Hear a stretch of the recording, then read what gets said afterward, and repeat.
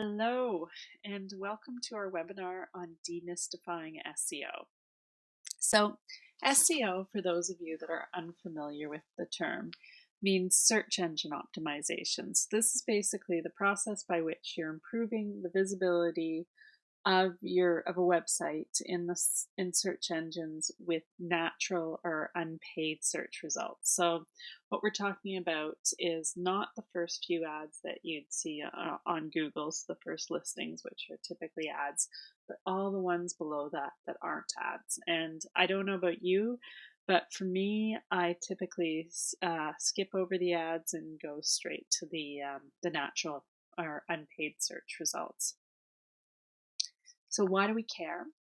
Well, we care because the higher and the more frequently that your site appears in search result lists, the more visitors it will receive. So I know that usually when I search a term, I will pick one of the links on the first page of the search engine that I'm looking on. And rarely do I sort of go on to page 2 or page 3 or page 4 of the search engine. So basically, SEO is that secret sauce that gets your site showing up on the first page of a search engine. So search engines being things like Google, Bing, Yahoo. Just as an example, years ago we used to do a lot of theater writing on one of our sites, and the site in particular was on Being Emmy.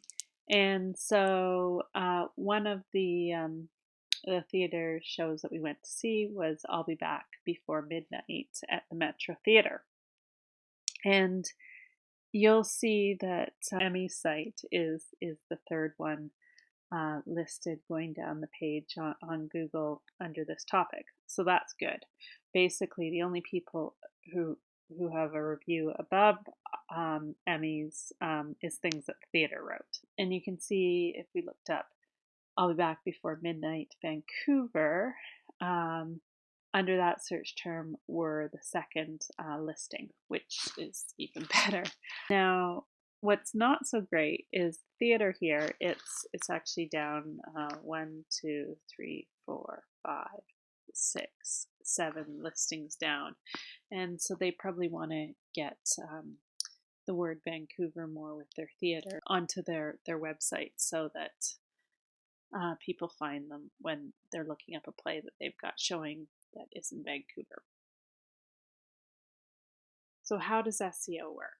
Well, basically, your search engines like Yahoo or Bing or Google have these little robots or spiders that are basically crawling around all the content on the web.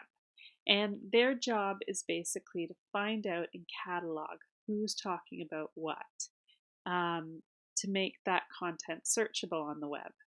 Their other job is to determine the relevance of that material. So these are basically like the little librarians of the web. They're the little cataloging systems for the web. And so the more relevant the robot decides your material is, the higher it ranks on the search engine. And the robots decide that relevance based on determining if the site content matches the keywords that you've tagged on the site, and then also based on the number of incoming links from other well-ranking websites. And there's certain things there that basically get you a little bit of a bit better juice than other places. Like, for example, usually you're seen as having greater relevance if a university or college is linking to your content.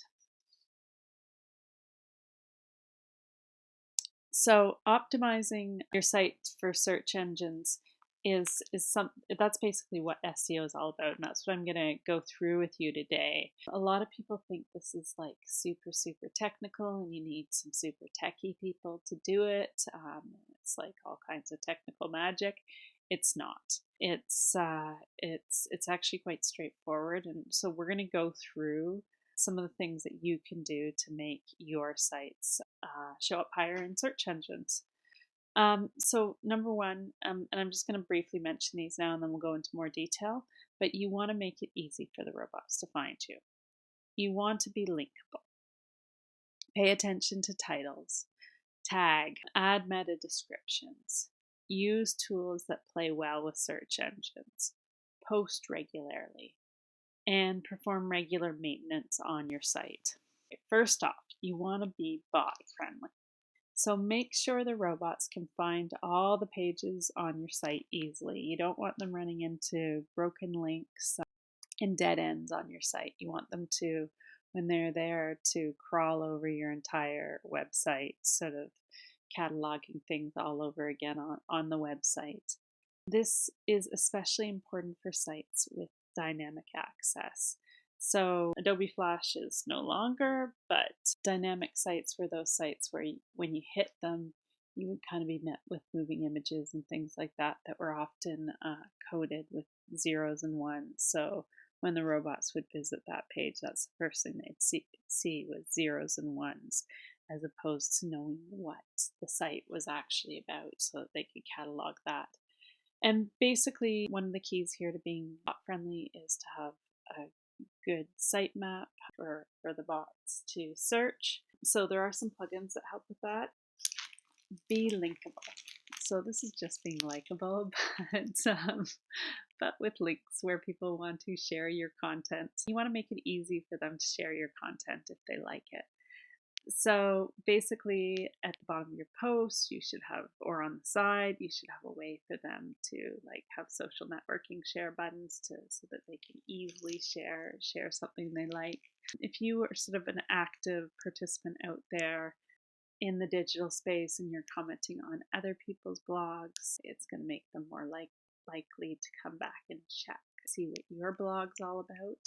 Plus, usually when you're commenting on other people's blogs, it allows you to link your name back to your own site from their site. Just if you're doing that, make sure you're not spamming their site, actually give real comments that are involved and show that you've read their content, and also make sure that it's a quality site that you're commenting on. So if there's a link coming back to your site from it, it's a good quality link. List your site in relevant communities on the web and interact there. So recently I've been creating a bunch of open educational resources and some free courses over on our contemporary media course site. And so they've got coming up is Open Education Week. So I've been going about and sharing some of that content that's relevant in the Open Educational Week library, and then also to the Creative Commons library and other places like that, which are considered to be high quality websites, so that the links that I then have coming back into our site means that we've got some good quality links so that Google or any other search engines will see us as being more relevant. And, that's not me spamming those communities, because I'm adding value to those communities. I'm giving them something that is useful and that they're actually asking for. And then within your own site too, you want to create backlinks to some of your old content. So where it makes sense, you want to reference past articles and link back to them so that those robots end up going back and searching that old content on your site as well. One plugin that's useful as far as sharing your sort of making it easy for people to share their social networking sites is Add to Any share buttons. Now, key here when we're talking SEO is to pay attention to your title. If you want your post to be found in a search for a particular word or phrase, be sure to include that word or phrase in your title. So titles are one of the first things that those robots are going to look at. So if your post, for example, is on immersive media in natural and cultural history, put that in your title. Your post is on golden retrievers being super friendly, then have that in your title. Sorry, I have a golden retriever sitting beside me right now, so hence the golden retrievers being super friendly comment. Also want to, on your posts, you want to tag them. Now, there's different ways of doing this. There's the tags that you actually put in your posts, and those you don't want to have too many. You want to have with those like maybe 2 or 3, and those are basically tags that you put on your site for basically creating a little bit of a catalog for people to find your content within your site itself, so to make your site a bit more searchable. But then when you're playing with the SEO plugins, some of them allow you to put in keyword tags on there. And so that's the space where you're going to add in more tags, so more than just 2 or 3. And you're going to use longer keyword phrases. When it comes to using those keyword phrases, you want to do something that's called long tail tags. And the way to think about this is when you go to a website, like a search engine, do you just type in pumpkins? No, you don't, because you're going to get so many different things on pumpkins. You would type in something more specific about what you wanted to find, like pumpkin pie recipe, or pumpkin muffin recipe, or pumpkin patches in Richmond, BC. That's the same thing that you want to do with those keyword tags, is you want to write in the longer phrases in there.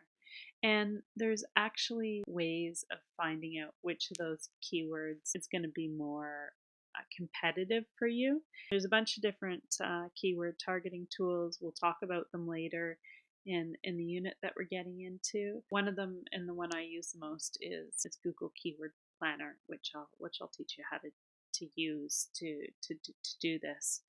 Any of those keyword phrases that or long tail tags that you're using in the keywords that you list, you need to also make sure those are in your post. Typically, you'd make sure those are somewhere in your title, that they might be in one of the higher up headers on your site, in your first paragraph, and in your meta description, as well as ideally in a few other places throughout your post.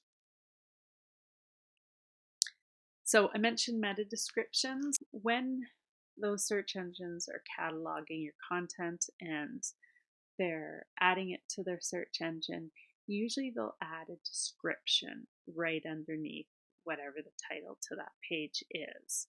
And so that description is your meta description. If you have not created a separate meta description, then the search engines will take your first paragraph.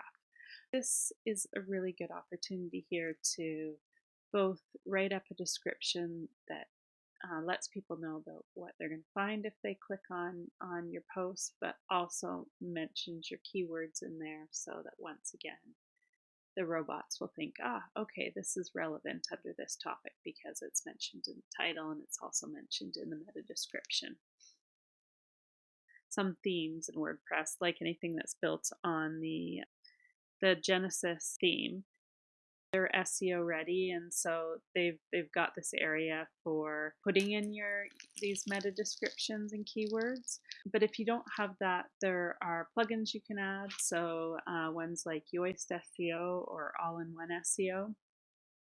Another key to ranking higher on the web is to post regularly, because every single time you post something new to your site, you're basically inviting the robots back for another visit. And so, the more time they visit, obviously the more time they think, okay, this person's got a lot to say here, and they've got a lot on this particular topic, so maybe we should rank them as being sort of a more relevant place to go to get content.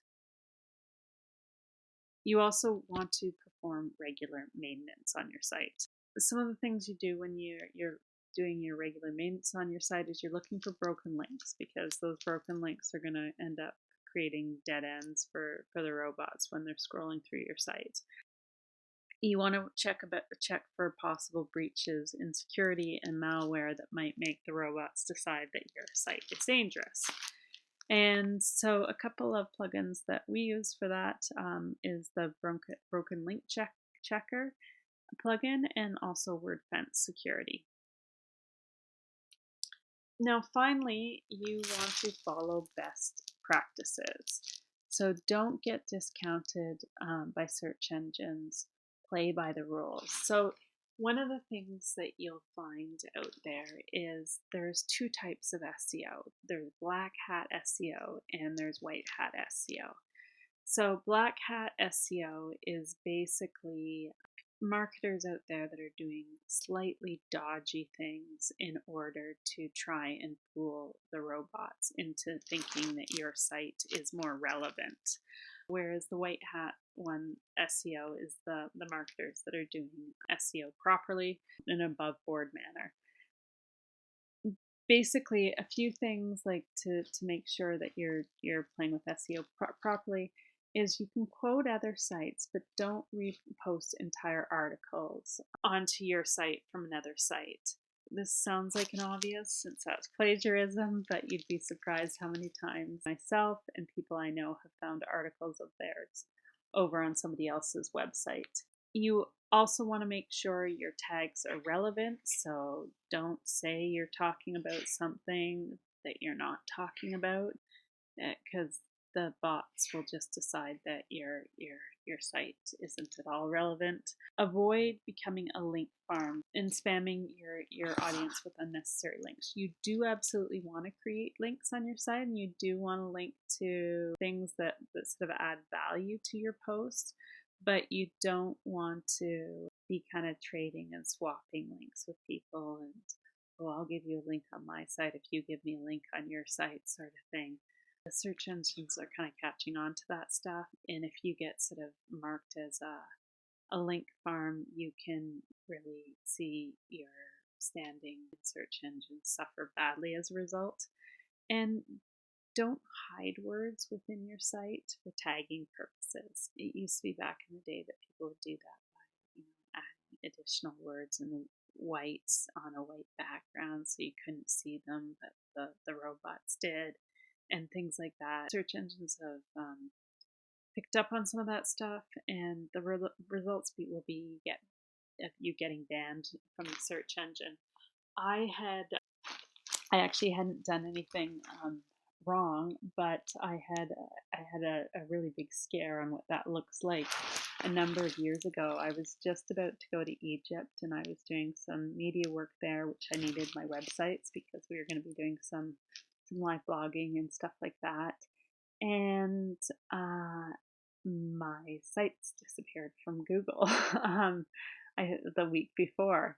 And so it was just when they'd done an algorithm update, and it turned out they had a bug in their algorithm, which caused this problem for me and a number of other people. But that day, while I was trying to get the issue resolved, and I was in these forums trying to get help, and like they were the Google Help forums, it was amazing the number of people that were heckling, those of us that were sort of experiencing this problem, and sort of treating us like we were criminals doing all this black hat stuff, which thankfully I knew a guy at Google, and so I sent him, finally, after hours, I sent him my site, and I said, hey, this is happening.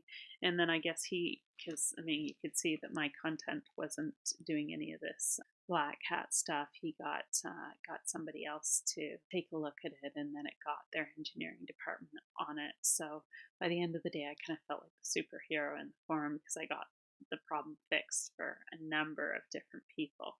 However, that's a day I never ever want to experience again, and that's a day none of you want to experience, because it really sucks if your sites disappear from the search engines. Okay, and there you have it. I will be going into more detail in the course on